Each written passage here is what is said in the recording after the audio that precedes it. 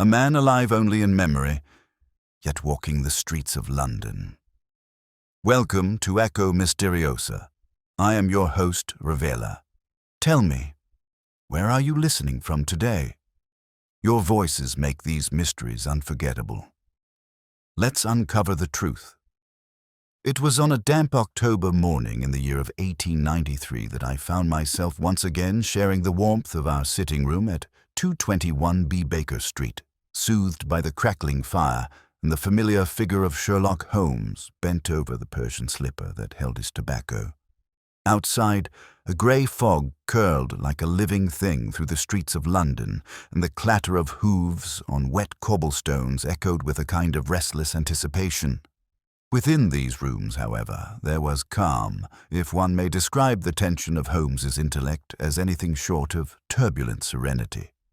He had not spoken in nearly an hour, save to grumble at the quality of a recent monograph on medieval poisons which he had deemed amateurish in both method and motive. I had been content to peruse the Times until the stillness was broken by a brisk knock upon the door. "Ah," Holmes murmured, eyes still fixed on his slipper, "that will be our client." Judging by the heavy step, hesitant pause, and a whiff of bergamot, recently purchased, I suspect a gentleman of considerable means and troubled conscience. "Mrs. Hudson, if you please." Our landlady entered a moment later with her usual stoicism. "A Mr. Archibald Fenton to see you, Mr. Holmes. He says it's urgent." Holmes nodded without looking up. "Show him in." The gentleman who entered was in his early 50s, with iron-grey hair and a face that bore the weight of both command and confusion. He was impeccably dressed in a black frock coat, though his gloves were damp and his eyes darted about the room with a mixture of anxiety and disbelief. He hesitated, as if uncertain whether the room, or perhaps he himself, was quite real. "Mr. Holmes, Dr. Watson," he began, his voice clipped, military in cadence. "I come to you not as a man in fear for his life, but for his sanity." "Please," Holmes gestured to the chair opposite the hearth. "Begin at the beginning, Colonel." Fenton blinked, clearly startled. "How did you—" "Your stance, the polish of your boots, and the slight tan line where your epaulette would rest, all quite elementary." "Go on." Fenton drew a breath, sat down, and leaned forward. "I returned to London last week from a diplomatic assignment in Alexandria. Upon my arrival, I began to make inquiries about a man named Alistair Macrow, an old friend and officer under my command during the Abyssinian campaign. We parted ways some years ago, rather badly. I wished to make amends, but here is the oddity, Mr. Holmes. Every record of him is gone." Watson and I exchanged glances. Fenton continued, "His name has been struck from the regimental rolls. Letters I sent to his last known address were returned, marked no such person. Worse still, 2 fellow officers, both of whom knew Macrow well, claim never to have heard of him. They looked at me as though I'd invented the man entirely." Holmes leaned back slightly, fingertips together. "And you are certain Alistair Macrow existed?" "Good God, man. I shared a tent with him. We fought side by side at Adowa. I even have an old photograph of the regiment, with Macrow in it." "May I see it?" Fenton hesitated, then retrieved a small leather wallet from his coat. Inside was a faded sepia photograph. Holmes studied it in silence. I, too, examined the image. A line of proud officers in dusty uniform, the faces weathered and stern. Second from the right stood a tall man with a sharp jaw and penetrating eyes. Holmes squinted slightly and produced a magnifying lens from his breast pocket. "There's something off about the figure," he murmured, almost to himself. "No, never mind. Continue." Fenton lowered his voice. "The final straw came yesterday. I visited a solicitor in Mayfair, Mr. Elliot Colgrave. He drew up a will for Macrow in 1889. I remember the occasion precisely, but Mr. Colgrave claims to have no memory of it and no record." "And how did he receive you?" "Politely. But I could tell he was humoring me. I might as well have claimed I'd dreamed the man. Holmes, I'm not mad, I swear it. But it's as though someone is erasing Alistair MacCrow from the face of the earth. Holmes stood suddenly and paced to the window, staring out into the thickening fog. A man who was, he murmured, and is no longer. A phantom erased not by death, but by memory itself. Intriguing. Dr. Watson, you find this curious, do you not? Deeply, I replied, but also troubling. Holmes turned to our visitor. Colonel Fenton, you've done right in coming to me. This is not merely a matter of lost records. There is a design here, a pattern. We are dealing with something deliberate. You say you parted on bad terms with this man. Fenton nodded grimly. Over a matter of honor. I accused him of impropriety during a supply deal in Gondar. Perhaps I was too harsh. But I had no choice. He left the regiment soon after. Holmes's eyes gleamed. Then we have motive. Someone had reason to destroy Alistair MacCrow's existence, and began with the one man who could have restored it. Very well, Colonel. Leave the photograph with me. I shall begin at once. Fenton stood. I thank you, Mr. Holmes, for your time and your belief. When the door had closed behind him, I turned to Holmes. You believe him? I do. The mind of a military man does not concoct ghosts. And yet, my dear Watson, what is more dangerous than a man who no longer exists? Holmes turned back to the photograph, eyes narrowing. A man who was a memory, he whispered. Let us find him. Holmes remained motionless for several minutes after Colonel Fenton's departure, still scrutinizing the photograph through his lens.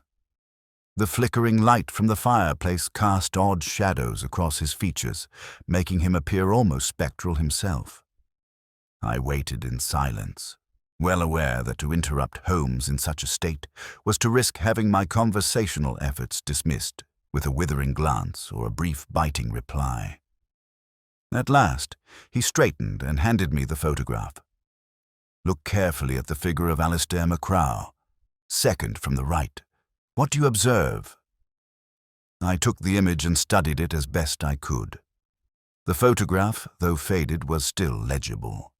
MacCrow stood tall, hands clasped behind his back, a faint but distinct smile playing at his lips.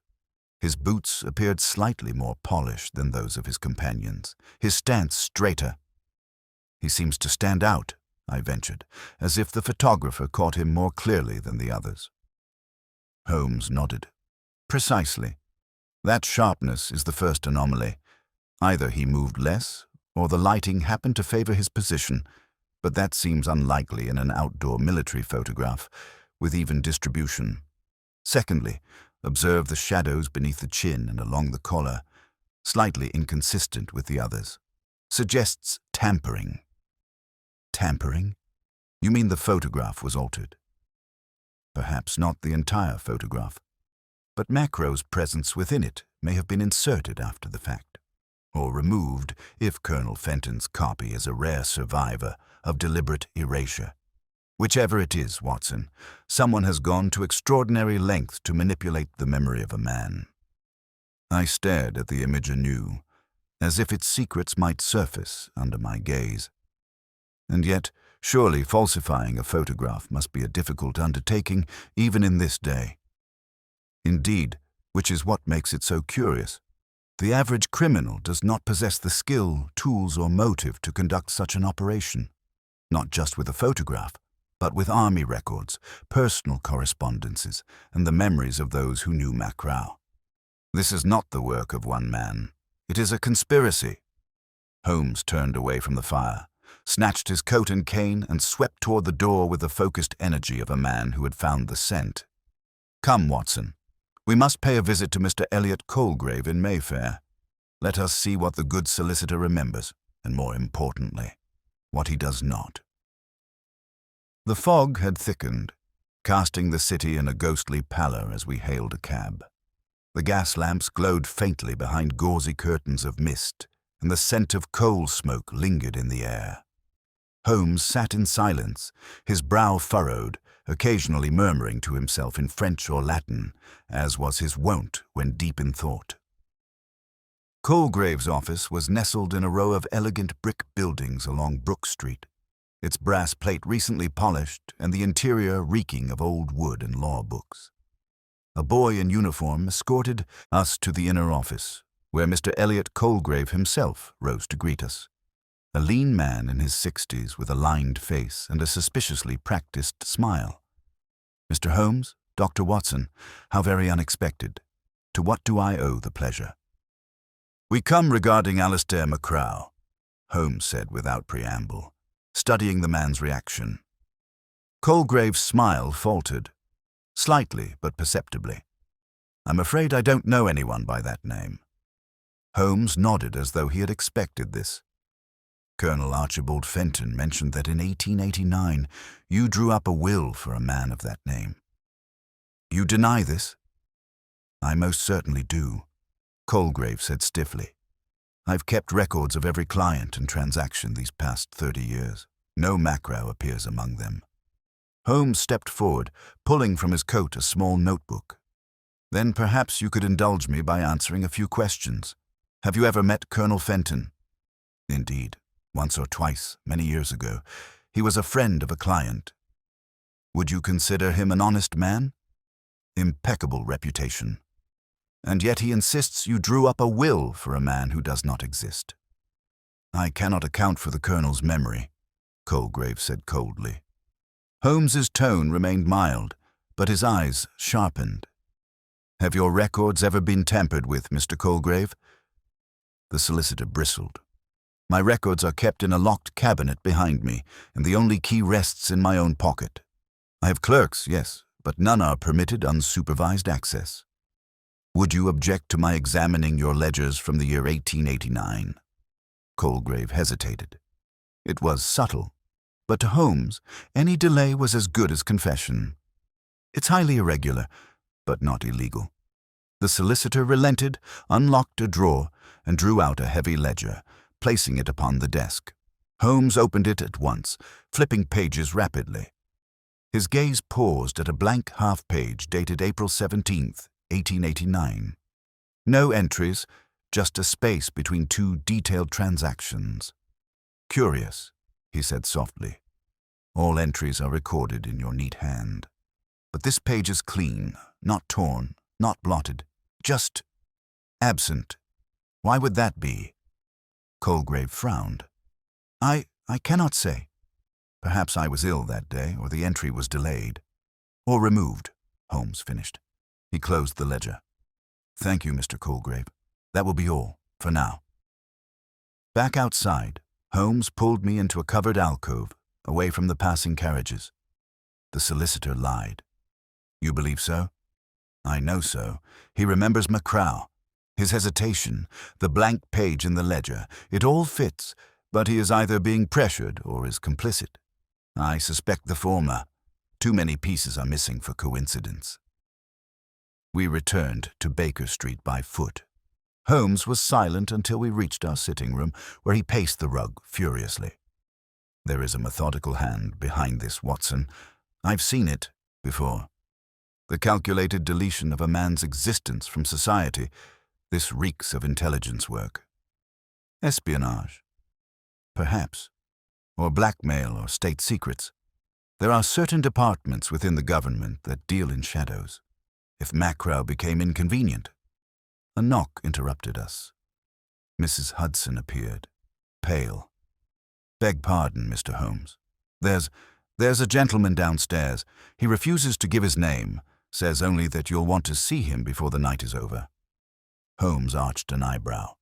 "Send him up." Moments later, a man entered. He was lean, well-dressed, with a long scar down the left side of his face and a manner that suggested both confidence and caution. "I apologize for the late hour," he said. "But I've come to warn you, Mr. Holmes. You're asking questions about a man who's supposed to be forgotten." Holmes did not react. "And who might you be?" "Someone who used to know Alistair Macrow.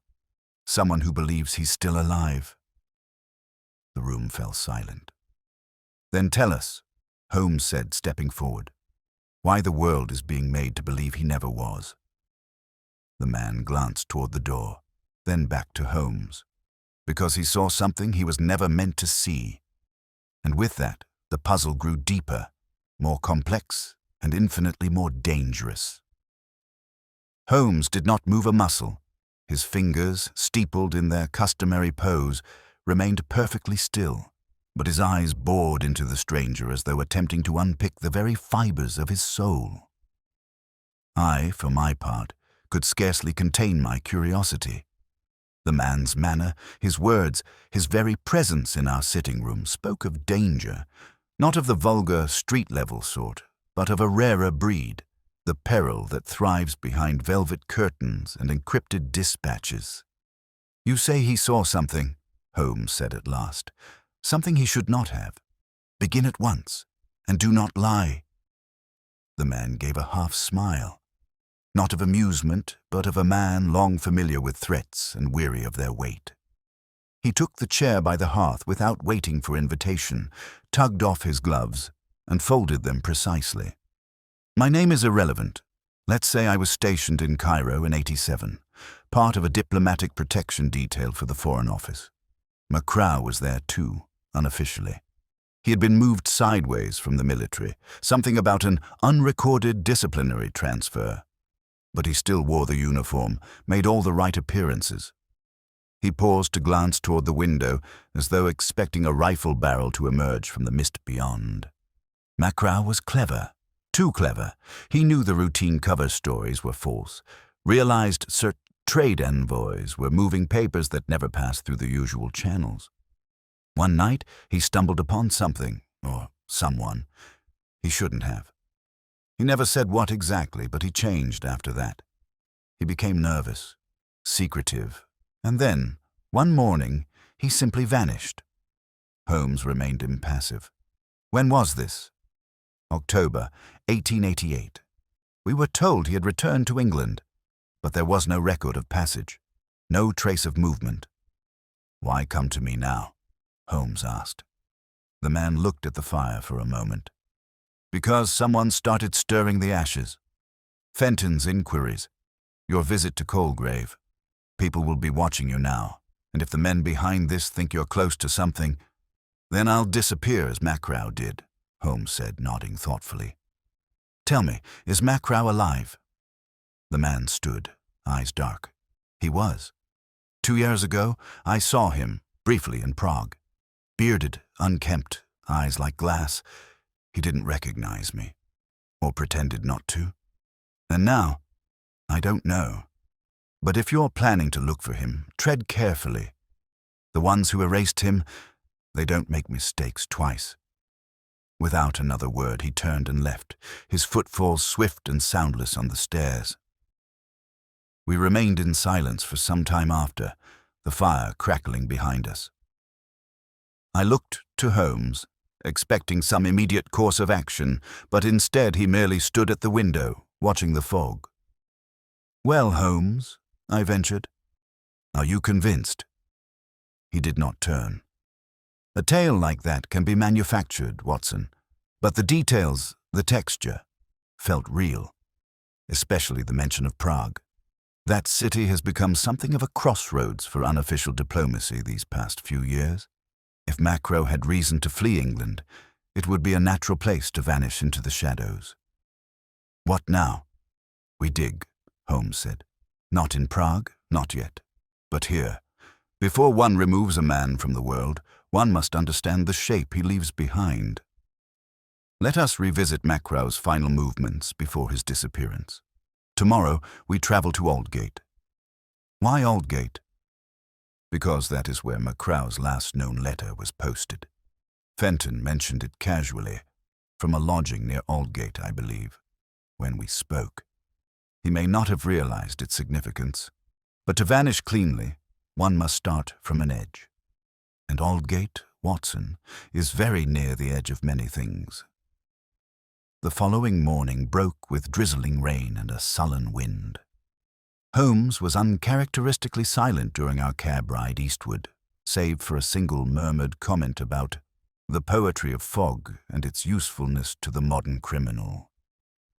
As we entered the narrow alleys of Aldgate, the mood grew more grim, more watchful. This part of London bore the weight of age and labour. Worn bricks, fishmongers shouting through the mist, horses flicking their tails against puddle-flecked carts. Holmes led us to a shabby row of lodging houses along Fortune Street, where he knocked on the third door, a narrow structure with peeling green paint and a lopsided gas lamp affixed above. An elderly woman with eyes like glass beads answered. "Morning, madam," Holmes said, doffing his hat.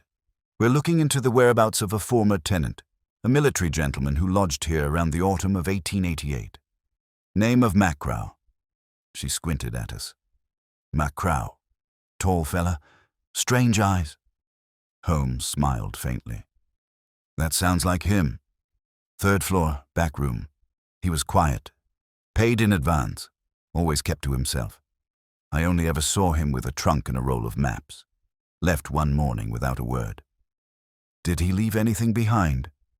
She shook her head. "Room's been let a dozen times since. But I remember him. Gave me a silver thimble as thanks. Odd thing for a soldier to carry." Holmes thanked her and requested permission to inspect the room. We ascended the narrow stairs to a dim corridor with warped floorboards. The room in question was modest, a washstand, a cot, and a narrow writing desk by the window. Holmes spent the better part of 20 minutes scouring it, tapping walls, testing floorboards, running his fingers along the underside of furniture. Finally, he produced a knife and carefully pried up a corner of the desk drawer's inner lining. With delicate precision, he withdrew a small folded scrap of paper wedged behind it. He handed it to me. The paper was brittle, faded, and smelled of dust. In a quick, firm hand it read, "If anything happens to me, go to C.G. Redbridge." The key is in the hollow book. No signature. No date. "C.G.," I murmured. Any idea who or what that refers to? Holmes was already moving, excitement flickering in his gaze. "C.G. may be a person, or a place, or a code, but the hollow book is more immediate." Search the shelves. There were a dozen old books on the windowsill. Most were cheap editions of military histories, dog-eared and dull. Holmes pulled them down one by one, knocking gently on the spines until he came to a battered copy of Cicero's Orations. It was oddly heavy. He slit the inner pages, and there, concealed in the hollowed core, was a brass key on a red ribbon. "No address?" I said, disappointed. "No," Holmes replied. "But the mention of Redbridge narrows our field. We'll check property records next. If Macrow left instructions to retrieve something, it may have been vital. Something too dangerous to be carried on his person." "And C.G.?" Holmes pocketed the key. "That is the true mystery. But I suspect we're on the verge of finding out who or what it is. We must work quickly, Watson.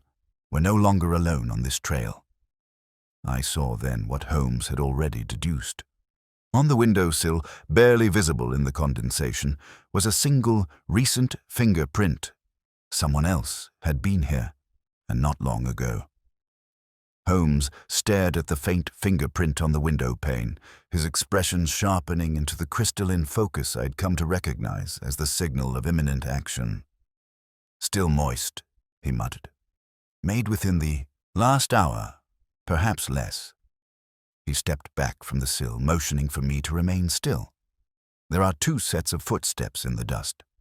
Mine and yours. And here. Note the irregular smudge just outside the door. Someone paused, quite possibly to listen, before descending the stairs. He was here shortly before us, Watson. Perhaps even in the building when we arrived." My skin prickled. He may have been watching, listening. Holmes nodded. "Then we must assume our presence is known and our pace must double. Come, we have a key and we have a district. Let us not leave the third ingredient, purpose, to our adversary's advantage." We descended rapidly, offering a curt thank you to the landlady on our way out, then slipped into the fog-laced streets of Aldgate. Holmes hailed a cab and gave the direction in brisk tones. Redbridge Public Records Office, and quickly. Once we were enclosed in the rattling hansom, Holmes sat forward, fingers pressed against his chin. We have now passed from the shadow of a forgotten man into the theatre of a suppressed truth, a hollow book, a hidden key, an unnamed conspirator, and a message urging secrecy. It has all the hallmarks of a man fleeing not only death, but obliteration. "Do you suppose Macrow intended someone specific to find the message?" I asked. "I believe so. But Fenton's rediscovery of the case may have activated something dormant. He may have unknowingly taken the place of the original recipient. Or else the instructions were a desperate hedge, insurance against his total disappearance." The records office was a red brick municipal structure in Ilford, surrounded by rows of horse-tethering posts and iron street lamps barely visible through the fog. We were greeted by a bored-looking clerk with a clipped moustache and a register smudged with ink stains. Holmes took charge at once. "I require access to property holdings or rentals under the name Alistair Macrow, or possibly registered to initials CG, between the years 1887 and 1889. Specifically within the Redbridge area." The clerk looked up with slow suspicion. "We don't usually entertain such inquiries without cause." Holmes handed him a folded card. I caught the edge of it. Something official-looking from the Home Office archives, doubtless acquired through Holmes's curious network of friends in government. The clerk examined it, blinked, and immediately adjusted his posture. "Right this way, sir." We were led to a narrow reading room. After a few minutes, the clerk returned with a folio of thin, dog-eared volumes and spread them across the table. Holmes scanned quickly, his long fingers flipping the pages with growing intensity. "Here," he said at last, tapping a listing from August 1888. "C.G. Lenity, a private rental agreement for an unoccupied tool shed and adjoining storage facility on the outskirts of Redbridge Heath. Registered under a shell company. No board members listed, no company charter filed. Address listed as Pennyfield Lane, Plot 9. "C.G.," I murmured. "That must be it." "I suspect so, and the key we found may well belong to whatever is inside that building. Come, Watson, Redbridge Heath is but a short journey. If we are swift, we may reach it before dusk."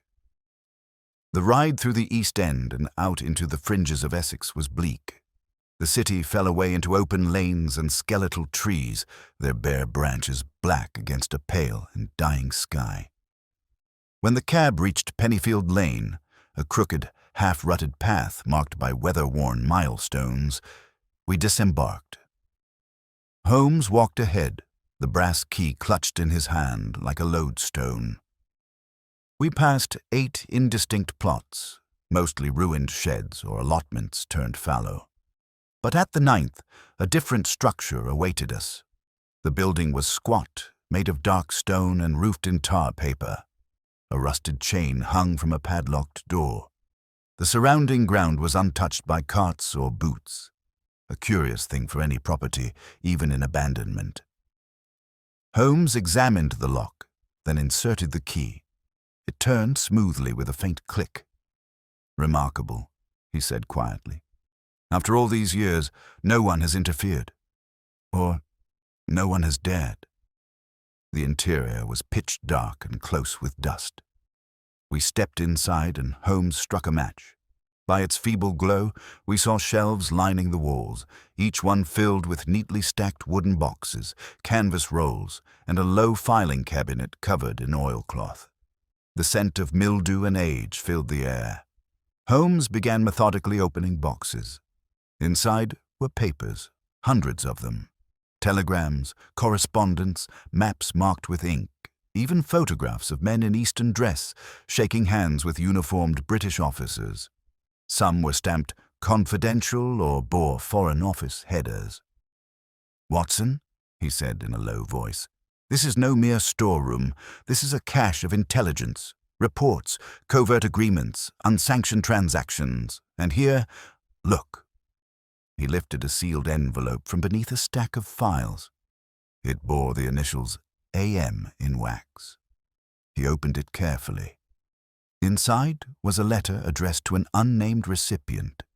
If this should reach your hands, then I have likely vanished. The documents within this room are evidence of a covert channel through which arms, influence, and false treaties were exchanged, behind the backs of Parliament and Crown. I was made a party to it unknowingly. I refused to remain so. That is why they have erased me. Do with this what conscience allows, but be warned, the men behind it do not forgive memory. A.M. Holmes folded the letter and returned it to the envelope, his expression unreadable. Macraw was not mad, I said softly. He tried to warn someone. He preserved this, left behind proof. Yes, Holmes replied. And now that we have found it, we are entangled in the very net he once tried to escape. Just then, a noise. Faint. Outside, a twig snapping, then another. Holmes extinguished the lamp at once. Silence fell, thick and absolute. He gestured for me to step behind the filing cabinet. We crouched, breath held. I could hear the wind, faint bird song, and then the crunch of cautious steps approaching. A shadow passed over the sliver of light beneath the door. The handle rattled once, then twice. Silence. Holmes pressed his finger to his lips. I heard the scrape of boots pivoting on grit, and then the retreating sound of someone walking away, slowly, purposefully. After 2 full minutes of silence, Holmes rose. He did not try to enter. He was checking, confirming. Then they know, I said. They know we've found it. Holmes's mouth tightened. Yes, and now the question is not whether we are being watched, but what they will do next. We gathered what we could. 2 folders, the letter, a map, carefully concealing the rest. Holmes relocked the door and marked the frame with a nearly invisible scratch from his pocket knife. As we made our way back to the lane, the fog had thickened into a wall. I could not help but glance behind us more than once. Holmes said nothing for some time. Then, "We must tread delicately, Watson. We've disturbed the silence around a memory that powerful men were content to bury. And memory, when it returns, has a way of becoming vengeance." We returned to Baker Street under the cloak of dusk, the fog thickening into a greasy veil that muffled sound and swallowed light. Holmes was unusually silent during the journey, clutching the leather satchel containing the files with a possessiveness I had only seen once before, during the Adler affair. His features were sharp with tension, not of fear, but of focus, sharpened to a razor's edge. I knew better than to press him with questions. He was sorting possibilities, building theories from fragments too delicate to share prematurely. Once inside the sitting room, he bolted the door, drew the curtains, and placed the satchel carefully on the floor beside his armchair. "Watson," he said at length, "what we found today cannot go through official channels. Not yet. If even a single document from that cache reaches the wrong eyes, the very machinery that buried Macraw will turn upon us with a speed and finality that brooks no defense. But surely the existence of such a network, covert arms dealing, false treaties, would be of grave interest to Parliament, to the press. And it would vanish within a day," he snapped. "Scapegoats would be offered. Papers conveniently lost. Witnesses, including ourselves, discredited. Or worse." He began to pace, the flickering firelight catching in his eyes. "No, the only path is to follow the thread not of the crimes, but of the men behind them, those who built this structure. We need a name, a single, living soul who can be made to speak." I opened one of the files we had taken. This one is signed repeatedly with the initials M.H. It appears on correspondences dating back to 1886, always in connection with transactions involving East Africa and the Nile corridor. Could that be our man? Holmes stilled. "M.H., he repeated. "Yes, that signature is familiar. From another case. Years ago, it came up in connection with an intercepted diplomatic pouch meant for Cairo. I remember it because the letter contained not a name, but a cipher, a triad signature. MH was the only legible part. He returned to the fireplace and stood before it, arms folded. I must verify it. There are only a few men in London with the power and reach to orchestrate an erasure on this scale. If MH is one of them, he will be known to the intelligence office, or perhaps feared there. Just then, a sharp rap echoed at the door. Not Mrs. Hudson's genteel knock, nor that of an uncertain visitor. It was swift, assertive, and deliberate. Holmes motioned me back and stepped to the threshold. He opened the door a crack, then wider, admitting a tall, gaunt figure swathed in a brown traveling cloak. His face was long, with sunken cheeks and a pair of deep-set, unreadable eyes. He removed his hat with slow precision and stepped into the light. "Forgive the intrusion," he said. "I am Mr. Ellery Cheston, formerly of the Foreign Office. I believe we have common interests." Holmes studied him without speaking. Cheston continued, "I heard from a friend in Cairo that someone was asking about Alistair McCrow. You've done more than ask, it seems. You've found him." "Not yet," Holmes replied. "But I intend to. You knew him." "I did. We worked parallel operations. McCrow was never supposed to be involved in the deeper matters. He was too honorable, too plain-spoken. But he had a habit of asking the wrong questions, of looking in locked rooms. Then you know what became of him."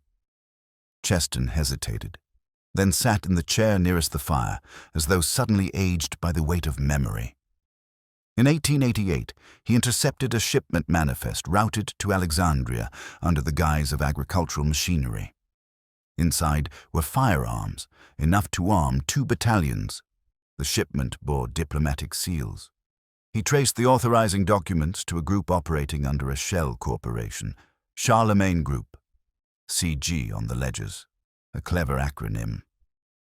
"The same initials from the note," I said. "Yes," Cheston replied. Charlemagne Group was the front. The man running it operated from within the Foreign Office, though no one knew his face. He was known only as M.H. Holmes. Eyes narrowed. Then M.H. is real. And central. Cheston nodded grimly.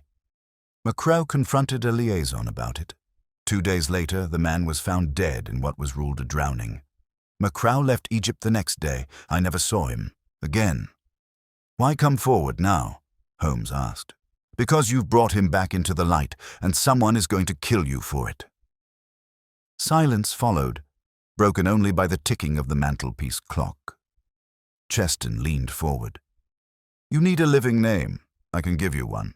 Montague Harrington, former attaché, retired now and kept under discreet watch by military intelligence.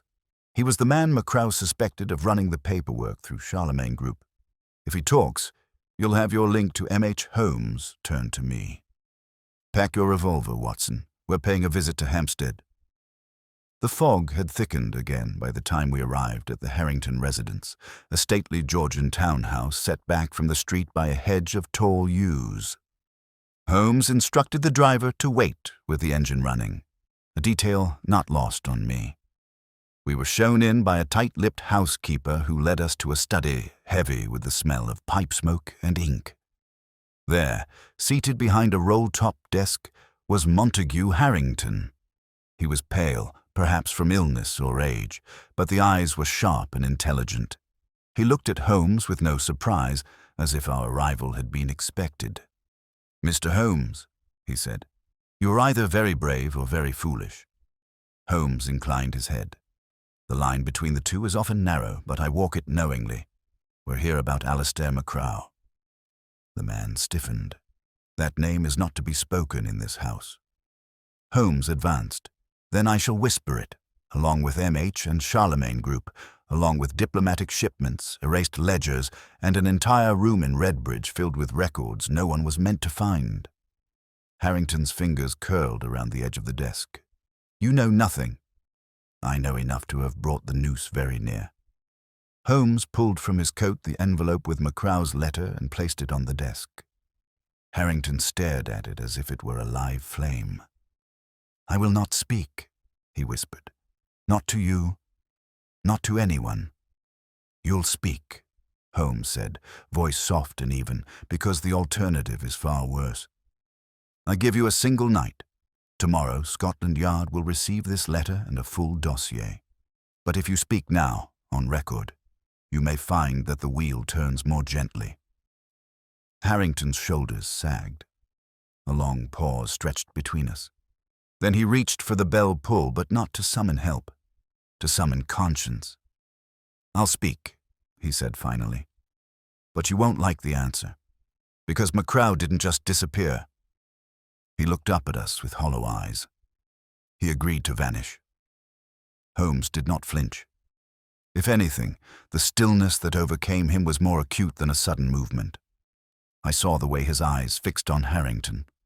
Not with surprise, but calculation, as if this twist had existed in one of his more distant theories, and now, suddenly, had stepped into the realm of fact.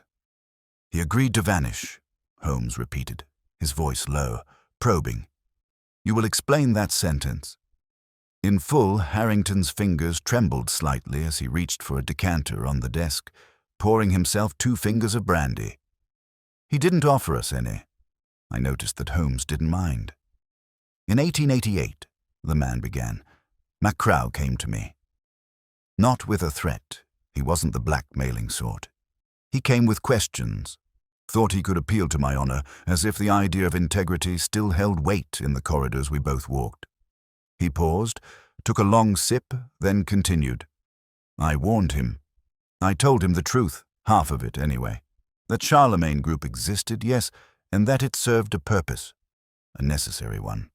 The empire doesn't maintain itself by gentlemanly handshake alone. But I also told him that there were interests involved, powerful ones, who did not take kindly to disruptions. That if he kept pushing, he wouldn't just be silenced, he'd be unmade. Harrington's mouth twisted bitterly at that word. He left that meeting with fire in his eyes, said he'd never serve a cause that trafficked in shadows while preaching civilization. I didn't hear from him for another week. Then, one night, he came back. Haggard. Different. Holmes leaned forward, every muscle attuned to the man's tone. What had changed? Harrington gave a dry, joyless chuckle. He'd seen something. I never found out what. But it broke him, not his body, his certainty. Whatever noble delusion he had about the machinery of empire, it died that week. He realized he couldn't stop it, couldn't expose it, but he could choose the terms of his departure. I felt a chill creep up my spine. You're saying he cooperated in his own disappearance? Harrington nodded. He made a deal.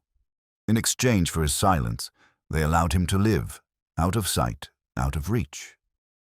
A ghost. He left behind the map, the key, the message. Enough breadcrumbs, perhaps, for someone to find should the wheel ever turn the other way, but not enough to be considered treason. Holmes's gaze narrowed. And who brokered this deal? Harrington looked at the fire. At last, a shape began to form in Holmes's mind, a shape I recognized from long years beside him, that of the hunter closing in on the quarry's lair. Macrow's letter said he saw something, Holmes said. Something not just unethical, but dangerous.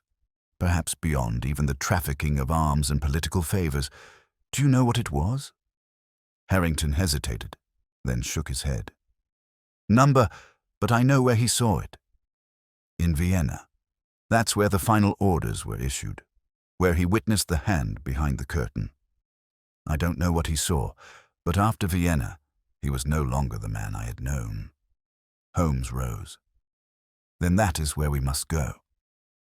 Don't be a fool, Harrington snapped, standing as well. You've already danced too close to the flame.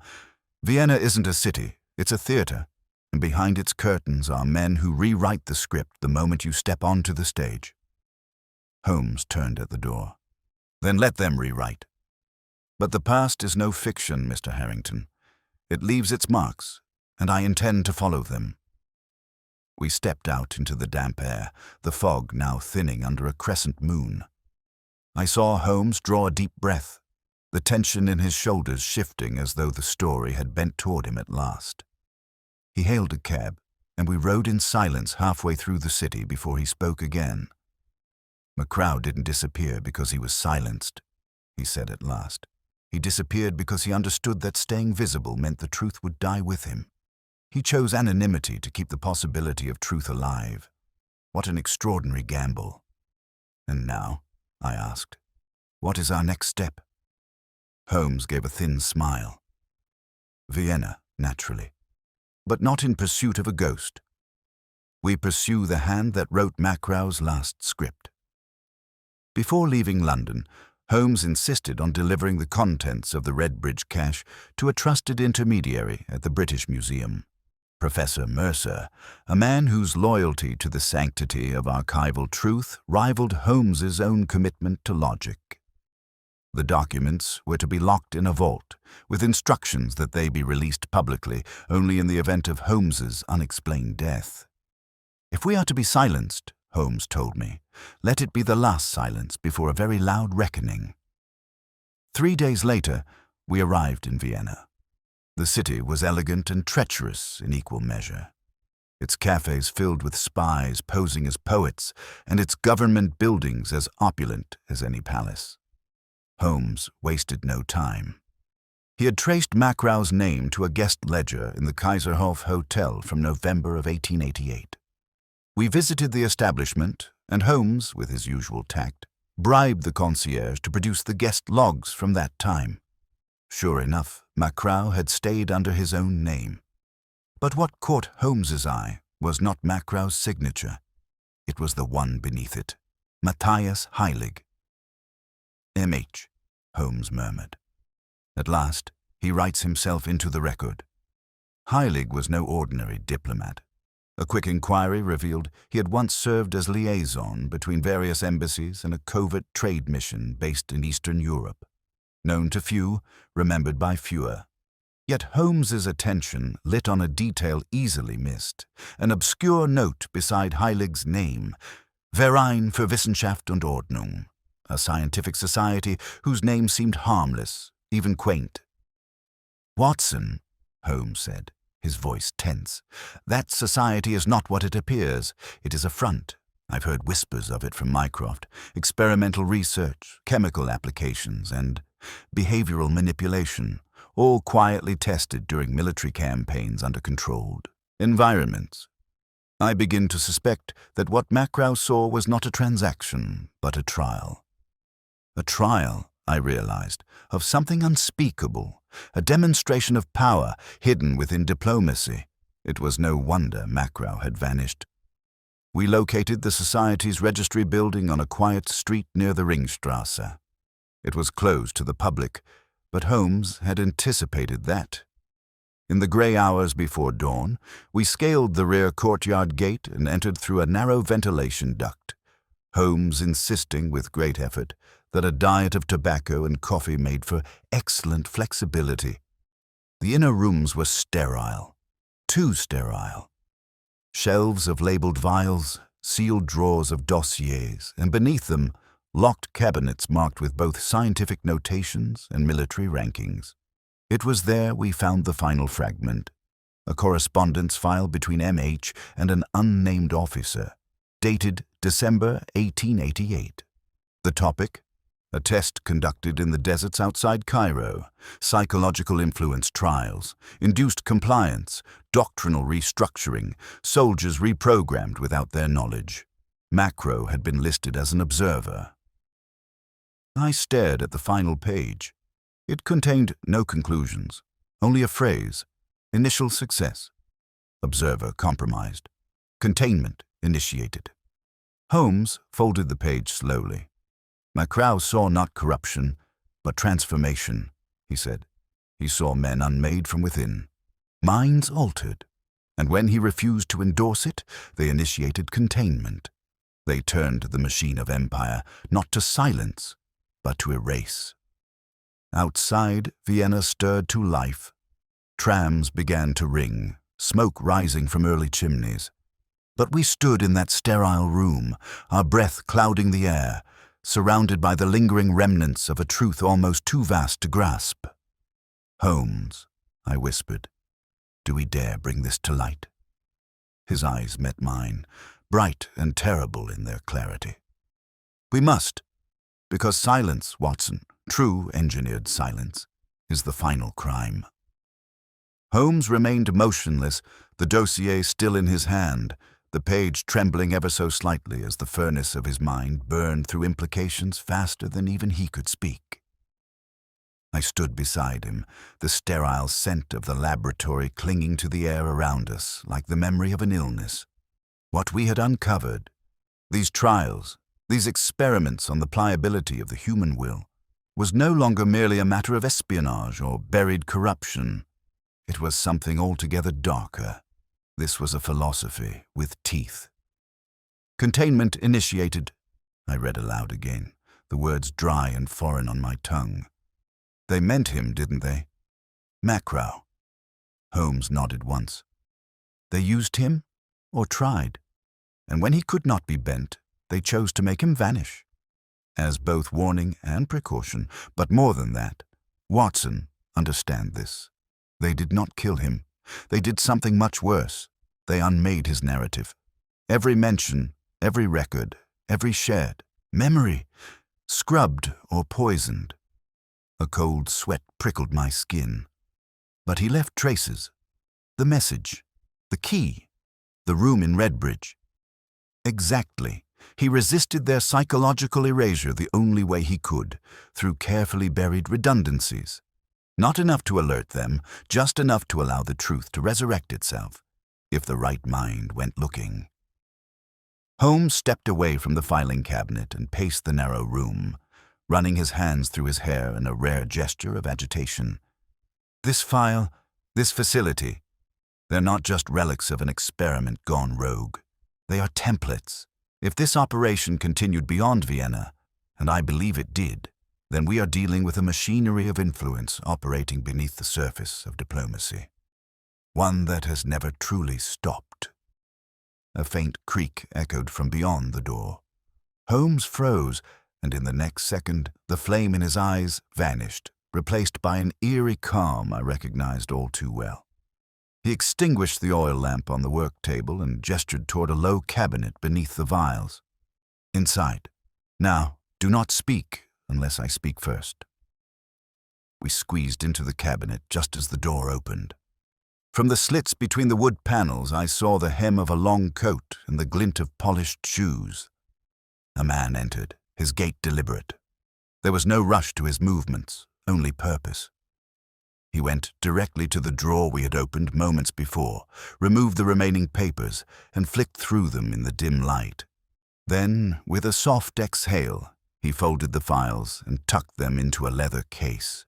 But before he turned to leave, he spoke.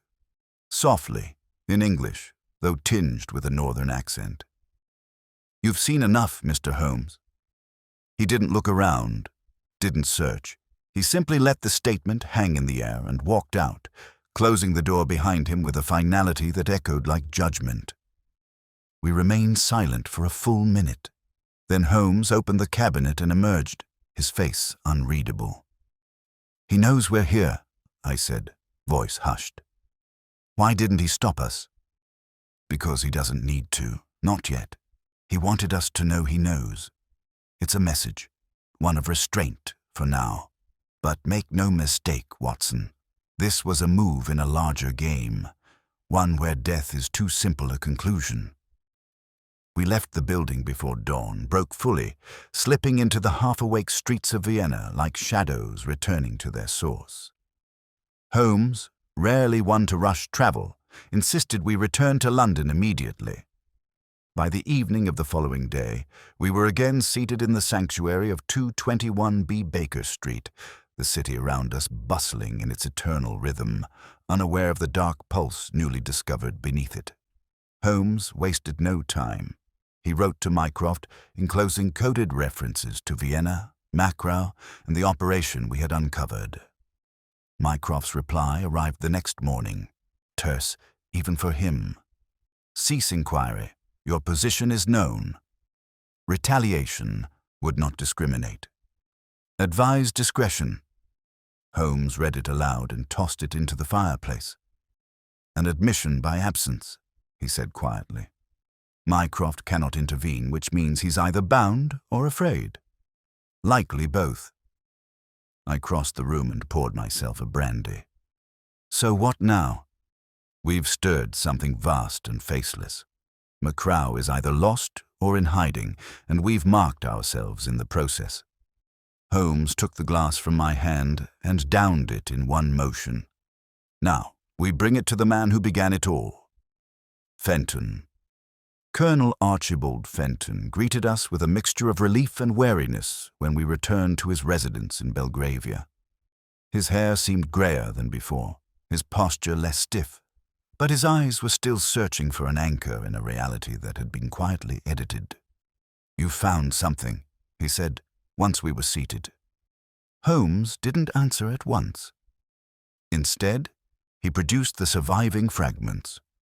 Macrow's letter, the file with the Cairo trial notes, and the evidence of the Redbridge storage room. Fenton leafed through the pages, his hands growing more unsteady with each turn. "I wasn't wrong," he whispered. "He was real.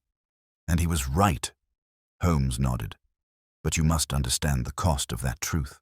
The men who buried Macrow haven't forgotten their work. We have drawn attention, you especially. Your inquiries rekindled this fire." Fenton looked up.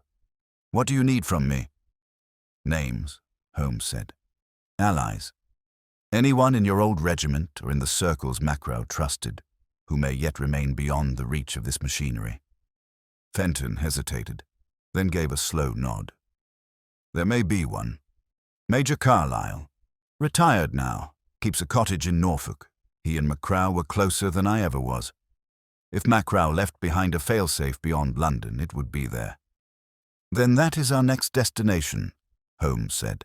"If Macrow is still alive, or if he left behind a final trace of himself, Carlyle will know." As we departed into the damp London night, I felt the weight of the investigation shift. We were no longer merely observers or chroniclers of a vanished man. We had become participants in his final act. Holmes, though composed as ever, moved with a tension in his limbs I had not seen since the Moriarty affair. Outside, the fog was rising once again, and through it I fancied I saw the silhouette of a man watching from across the street. But when I turned fully, he was gone. "Holmes," I said, "do you believe Macrow could have survived all this time?" He looked at me, and for a moment I saw something rare in his expression, hope tempered by disbelief. "If he has," Holmes said slowly, "then he has endured exile worse than death, a man forgotten by the world he sought to save. But if he's left anything behind, we will find it. We owe him that much." And so we made ready for Norfolk, not knowing whether we pursued a ghost or a survivor, a truth long buried or a final deception. But I understood now, more deeply than ever, that this case had ceased to be about one vanished man. It had become a war for memory itself. The train to Norfolk rattled eastward through a bleak countryside swaddled in low-hanging mist. Holmes sat opposite me in the compartment, his long fingers steepled beneath his chin, eyes fixed not on the passing scenery, but on something far less visible. I had seen that expression before, on those rare cases when we pursued not a culprit of flesh and blood, but an idea that had wrapped itself around human lives like ivy on stone. There was an inwardness to him now, a drawing back, as though he had begun to move within the mind of Alistair Macrow himself, walking the same uncertain roads the man had once taken. Our destination, as relayed by Colonel Fenton, was a weather-worn cottage on the edge of Staithe Hollow, a low, wind-blown inlet near the coast, where the marshes met the sea in silence and salt. Major Carlyle, now some years into retirement, had been among Macrow's most trusted confidants, or so Fenton had believed. If there were any final trace of Macrow's will or intentions left behind in England, this would be its last bastion. We arrived in the late afternoon. A coach met us at the station in Holt and conveyed us along a narrow lane that wound like a nervous thread between hedgerows and low fields. The cottage came into view as a modest stone dwelling with a slate roof and shuttered windows, perched on a rise overlooking a wide, muddy channel that gleamed faintly in the ebbing light. Holmes stepped down first and paused before the gate, studying the footprints in the damp gravel path. He crouched briefly, brushing his fingers across the indentations, then rose with a faint nod. 2 sets of recent prints, he murmured. One heavier, likely our man Carlyle. The other, lighter, precise. Boots manufactured in Vienna, judging by the twin-line tread. We're not alone, Watson. My hand tightened around the revolver in my coat.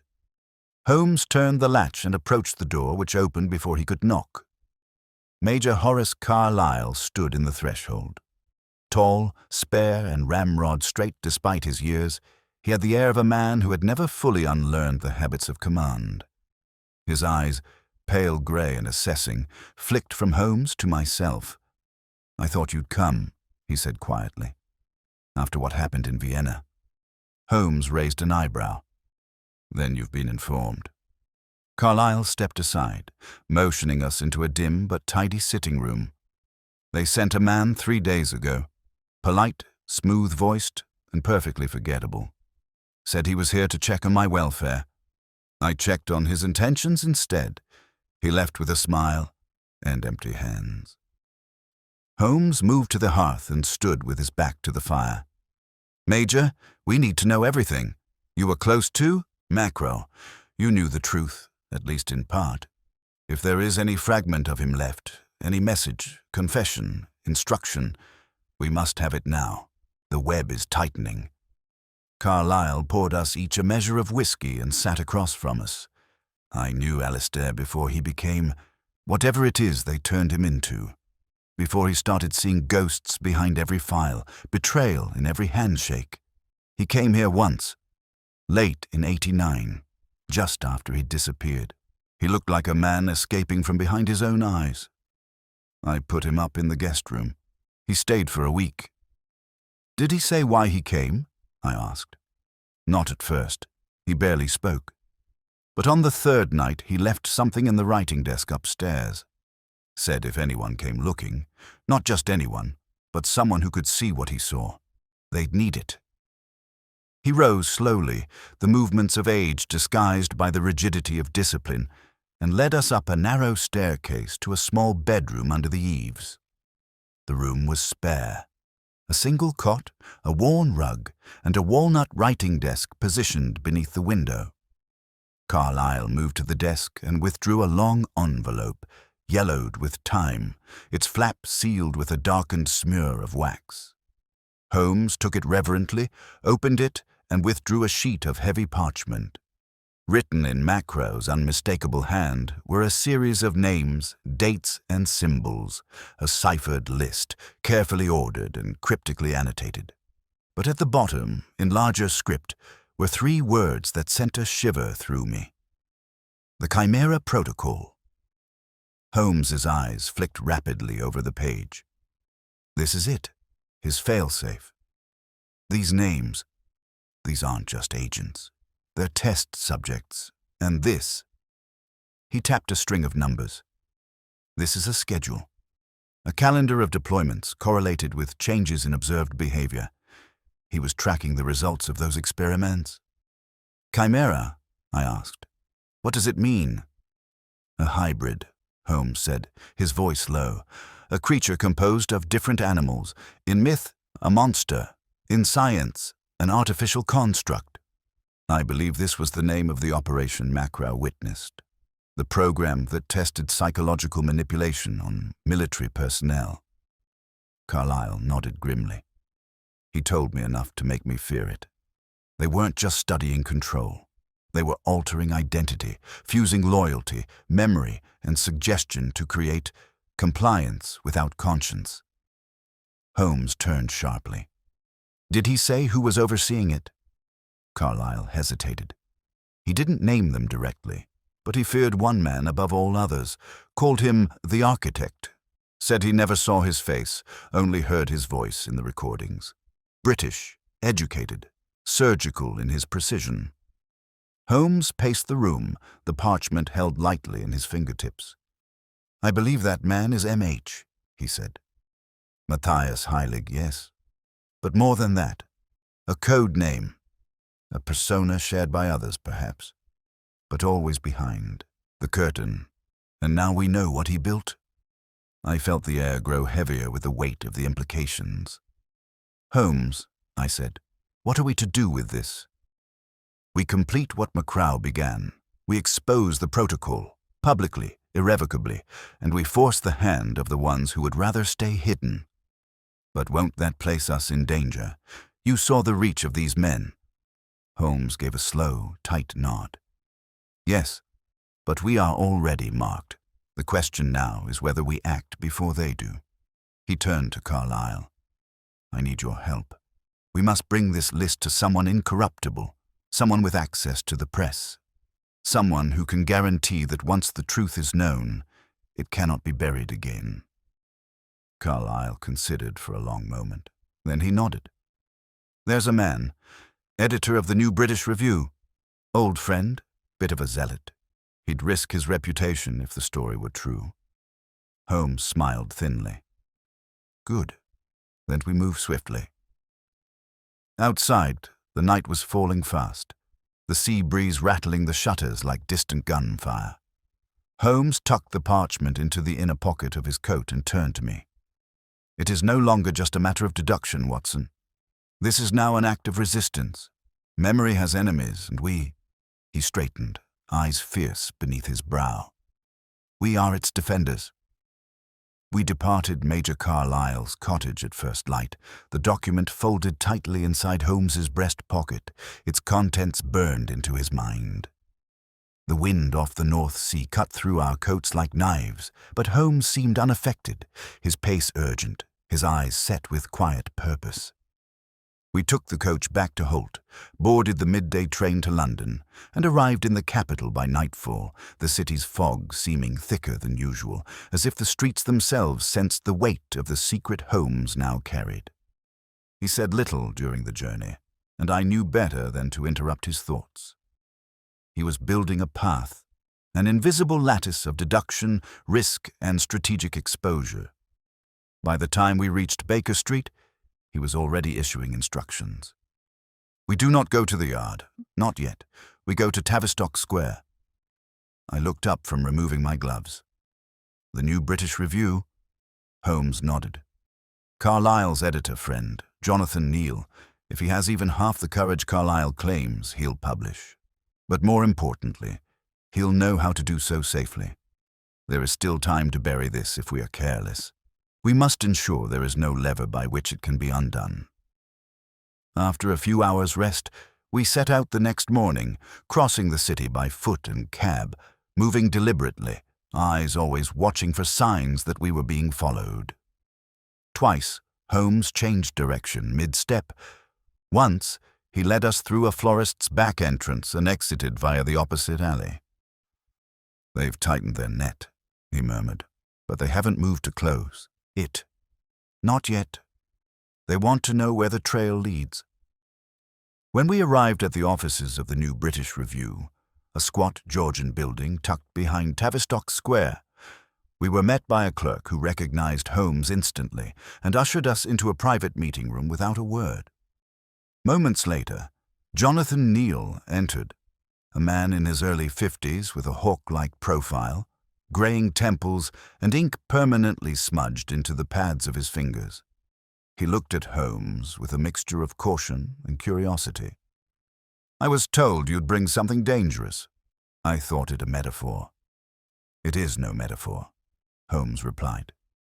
He withdrew the folded ciphered document and laid it flat on the table.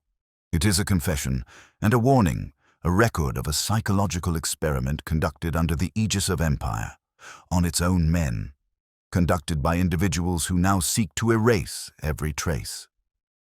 Neal read it in silence, his face slowly draining of color. When he looked up, his voice had lost its earlier edge. Is this verified? Macrow left the trail. We followed it through Vienna, through erased files and false names, all the way to Norfolk. We have corroborating notes, witness testimony, and the final ledger in our possession. But it is not verification I seek, Mr. Neal. It is illumination. The only thing these men fear is exposure. Neal paced the room once, then turned sharply. Publishing this would be a declaration of war. You understand that? Against institutions that don't officially exist, but whose agents sit in Parliament, the military, and the press itself. My paper could be seized. My staff compromised. Holmes's voice was calm. I understand. That is why you must not publish here. Neal's brow furrowed. Then where? Holmes leaned forward. We prepare the article, the evidence, the supporting statements, but we coordinate with your foreign contacts, your overseas printers, Paris, Berlin, Geneva. We release it all at once. Simultaneous publication in multiple jurisdictions. No single government can stop it, and the sheer volume of exposure will render retraction impossible. Neal gave a short laugh, not mocking, but astonished. That would require extraordinary precision. Holmes's gaze was steady. Then let us be precise. Over the next 2 days, we worked from Neal's secure rooms, with only a handful of trusted aides present. Holmes dictated the framing statement personally, setting forth the facts, the chain of evidence, and the nature of the Chimera Protocol without embellishment. Macrow's notes were translated and typeset. The ciphered list of test subjects was verified and cross-checked with military logs that Holmes acquired through means he did not disclose to me. I penned the narrative summary, my own notes forming a companion piece, an account of our investigation that preserved the human thread behind the horror. But it was on the 3rd morning, just as final proofs were being dispatched to the Continental partners, that the storm broke. Neal's clerk rushed into the editing room, breathless, a telegram crushed in his hand. It's the printer in Strasbourg. They've been raided, equipment seized, proofs taken, no official reason given. Neal turned to Holmes, eyes sharp with alarm. They've caught wind of it. Holmes did not panic. He lifted the telegram and read it twice. Number not caught wind. They were always watching. Strasbourg was a test, to see how far we've spread. They don't yet know the scope, and that, Watson, is our advantage. He rose at once. We move the timeline forward, immediate release. Tonight. But the others will follow. But we must strike first. The original article must appear before midnight in London, Berlin, and Rome. We've enough redundancy built in. The rest will cascade. That evening, under a moon obscured by high cloud, Holmes and I returned to Baker Street for the first time in days. The proofs had been dispatched, the articles sent. The storm, once rumbling in the distance, was now overhead. Holmes stood by the fireplace, lighting his pipe with steady fingers. I could see the fatigue in him then, bone-deep and hard-earned, but also the satisfaction, the rare glow of purpose fulfilled. We've done it, I said, lowering myself into my armchair. The protocol is no longer a secret. He nodded. No longer a ghost. It has weight now, substance. The world cannot pretend it doesn't know.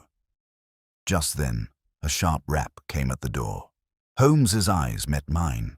We had both been waiting for it. Mrs. Hudson opened the door cautiously. A man in a dark overcoat handed her an envelope and vanished down the steps. Holmes opened it with care. The paper was unsigned, typewritten. The message was brief. The architect sees you, but so do others. Let memory prevail. Be ready. I leaned in. What does it mean? Holmes folded the paper slowly. It means we've forced a hand, perhaps more than one, and now the pieces will begin to move. Some to protect, some to retaliate. But the memory survives, Watson. That was the goal. Macrow's truth lives. He dropped the note into the fire, watching as it curled into ash. Now we must be ready, for the cost of remembrance. The following morning broke grey and unsettled. Rain dappled the windows of 221B Baker Street, drawing rivulets down the glass like invisible fingers dragging the city into silence. Holmes stood with his back to the room, looking out into the street where the carriages rolled through puddles and the occasional constable passed like a ghost in oilskin. He had not spoken since reading the anonymous note the night before, at least not directly. I'd heard him murmur to himself, almost inaudibly, testing names, phrases, permutations of possibility. The architect, he'd said once, barely above a whisper, and then again with something colder behind it. Not finished. Not yet. I had grown used to these long silences and chose not to break them. The press had indeed published. The new British Review had carried its account in the night edition, and before the ink had dried, telegrams from Berlin and Rome confirmed their parallel dispatches. The Chimera Protocol was no longer speculation. It was real, named, and in the public mind. The morning newspapers buzzed with it. Letters to the editor poured in. Parliament had reportedly called an emergency session, but even in the wake of revelation, there was no sense of triumph. Not from Holmes. He knew the game was far from over. "There's been no direct reply," I said, folding the paper and setting it beside the cold breakfast tray. "No denial from the Foreign Office, no official comment at all." "Which is the most eloquent admission they could make," Holmes replied. His voice was steady now, but thin, like ice over deep water. "They've opted for silence because to engage with truth would be to validate it. That gives us breathing room, but not protection." He turned and moved to the table, where the remaining fragments of Macro's ciphered notes were spread across its surface like the pieces of a shattered mind. Holmes had studied them for hours, mapping connections, tracing implied networks. "There is still one name," he said quietly. "Ours. Yours. Mine. We are the only variables they cannot redact, and we remain in play." At that moment, a knock came at the door. 3 precise taps. Mrs. Hudson brought in a telegram. Holmes read it swiftly, jaw tightening. "It's from Carlyle," he said. "His cottage was ransacked last night. No injuries, but the desk was destroyed. They found the hiding place." "They've shifted from watching to erasing again," I said. "Yes," Holmes murmured. "But not indiscriminately. They've allowed us to remain visible, which suggests they want something." He looked at the fire, then down at the envelope from the night before. "They sent that message for a reason," he continued. "Let memory prevail, a curious phrase for a threat. It suggests division, dissension, that not all parties behind the protocol are aligned. You think someone among them wants it exposed? Not exposed, Watson. Controlled. The protocol has evolved beyond its original purpose. What we now know about identity manipulation, behavioral conditioning, it's a power too seductive to discard. Some wish to bury it forever. Others wish to inherit it." He turned toward me suddenly. "The architect was never just one man. I believe it was always a mantle, a figurehead. But if our publishing has triggered a fracture among them, if factions have formed, then one of them may come to us." I stiffened. "To help?" "To use us," he corrected. "But it may serve our purpose regardless." We didn't have long to wait. That afternoon, as the city reeled under rain and rumor, a carriage arrived at Baker Street, unmarked but bearing the unmistakable air of discretion. The man who stepped out wore no uniform, but carried the authority of someone who never needed to announce it. He was tall, white-haired, with a scar just visible beneath his right ear and a gaze like an Arctic wind. He introduced himself as Sir Dorian Lethbridge, formerly of the Intelligence Office. Holmes did not offer him tea. "I read your article," Lethbridge said. "You've cracked something wide open, and I'm not here to stop you. I'm here to offer you a name." Holmes's brows rose. "A name?" "The last one," Lethbridge said. "The final link in the protocol. You were right, Mr. Holmes. The architect is not a man. It's a designation, a chair, and the current occupant of that chair is about to disappear. Holmes leaned forward slightly. Go on. There's a meeting tonight. Unofficial. Deep beneath the East India Dock, in a disused substructure once used for quarantine records. They'll be moving the remaining evidence, burning it, destroying personnel files, silencing what loose ends remain. And at the center of it is the man currently wearing the mask of the architect. Why are you telling me this? Holmes asked. Lethbridge looked out the rain-streaked window. Because I was once part of it. I helped draft the first stages of the protocol before I knew what it would become. I thought we were building tools to protect the realm. Instead, we built levers for men with no faces. And now you seek redemption, Holmes said dryly. I seek balance, Lethbridge corrected. Macraw was right. You're right. Some truths should never be buried. He stood. If you mean to finish this, Holmes, you go tonight. But if you go, you must understand. There will be no courtroom, no confession, only light or silence. When he was gone, Holmes turned to me. Well, Watson? I met his gaze squarely. We've come this far. If this is where the road ends, then let's finish the walk.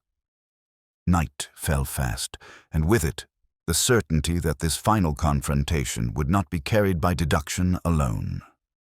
We dressed in dark clothing, Holmes with his revolver, I with mine.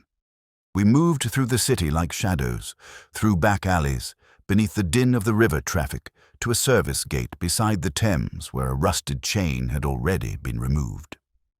Lethbridge had not lied. Beneath the dock, in a damp chamber lit by lanterns and the occasional flicker of electric torchlight, a half-dozen figures moved through crates, burning papers in iron bins, speaking in clipped tones. Holmes and I crept to the edge of a loading platform, peering through stacks of tarpaulin-covered supplies. Then we saw him. The man directing them was calm, distinguished, and utterly unremarkable. Mid-50s, clean-shaven, with a ministerial voice that carried authority through banality. He moved without haste, glancing occasionally at a pocket watch. Holmes whispered, "That's him. The one behind the last phase." Before I could respond, Holmes stepped forward into the open. The effect was immediate. Two men drew pistols. The central figure merely raised a hand. "Mr. Holmes," he said, "you arrived faster than expected." Holmes's voice was ice. "You will stop the destruction, now." "Why?" the man asked. "The world already knows. You won. What remains is simply decay. Useless fragments.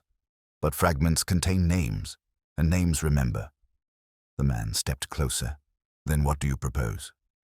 Holmes withdrew the final piece of paper. Macraw's last annotation, the one he had never shared until now. He held it aloft. "I propose you surrender, or I release this." Even from 10 feet away, I saw the flicker of recognition in the man's eyes. Real fear. He stepped back. Holmes said, "This page connects you. Directly. To Vienna. To Cairo. To Chimera. It will reach every foreign desk in the morning unless I hear your resignation publicly read within 48 hours. And a name, Alistair Macraw, formally acknowledged in the House." For the first time, the mask slipped. "You have no idea what you're protecting," the man hissed. "I know exactly what I'm destroying." Holmes turned. "Come, Watson, our work is finished." We left them standing in silence. 2 days later, a small item appeared in the Times, the sudden retirement of a high-ranking advisor to the Foreign Office, unnamed.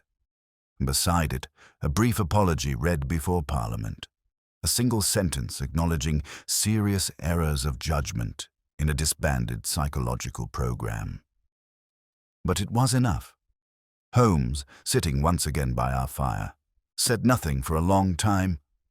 Then he whispered, almost to himself, "Macraw was never erased. He simply hid his truth in those who would one day find it." He looked at me, and I saw the rarest glimmer in his eyes. Peace, and perhaps, just beneath it, the memory of a man who had once been forgotten but would now remain forever known. The days that followed moved with strange quiet, as if the city itself were holding its breath in the wake of revelation. Though no names were printed in full, no charges brought to court, the machinery that had once operated in silence had ground to a halt. Whispers filtered through Whitehall and beyond. Senior resignations occurred without explanation. Meetings were postponed indefinitely. A fog of discomfort settled over corridors that had long assumed their own impunity. Yet in the heart of Baker Street, there was no celebration. Holmes sat by the window most mornings, his violin unplayed at his side, pipe smoke curling up into the grey light like thoughts unfinished. He refused to speak of the case directly, and I, respecting the unspoken etiquette that governed our partnership, did not press him. It was on the 6th morning, as I prepared to leave for my surgery, that a letter arrived. No signature, no seal, but Holmes recognized the handwriting at once. He slit it open with the same precision he once used for dissecting telegrams from Mycroft. He read it twice, then passed it to me. "Mr. Holmes, your interference has been noted. Your accuracy, regrettably, acknowledged. But let me assure you, the Chimera Protocol was never a single program. It was a proof of concept. You have removed a weapon from the hands of one master. But others have been watching, and others will rebuild. Still, for what it is worth, the name Alistair MacCrow is known again. That was never the intention, but perhaps it was the cost. Let memory prevail." I looked up from the page, my mouth dry. "They're still out there." Holmes nodded. "Of course, but so are we." That evening a small package arrived. No note, just a narrow wooden box wrapped in brown twine. Inside was a battered silver thimble, the very one Colonel Fenton had mentioned MacCrow once gave to a landlady in Aldgate. Holmes held it in his palm for a long time before setting it gently on the mantel above the fire. He did not explain how it had come into our possession. I didn't ask, but I saw the way he looked at it, not as a clue, but as a symbol, a final sign. We never learned whether Alistair MacCrow had truly survived, whether he had sent the thimble himself or if it had been passed along by another hand that honored his memory. But it no longer mattered. His story had been resurrected, his silence broken, his existence restored by the only weapon Holmes had ever truly trusted: truth. One night, not long after, as Holmes and I sat once more in our chairs by the fire, I asked him the question that had haunted me since Vienna. "Do you regret it, Holmes, pulling that thread?" He considered for a long moment, then replied softly, "Regret? Number, but I understand now, more than ever, the cost of clarity. Macro walked into the dark so that others might find their way.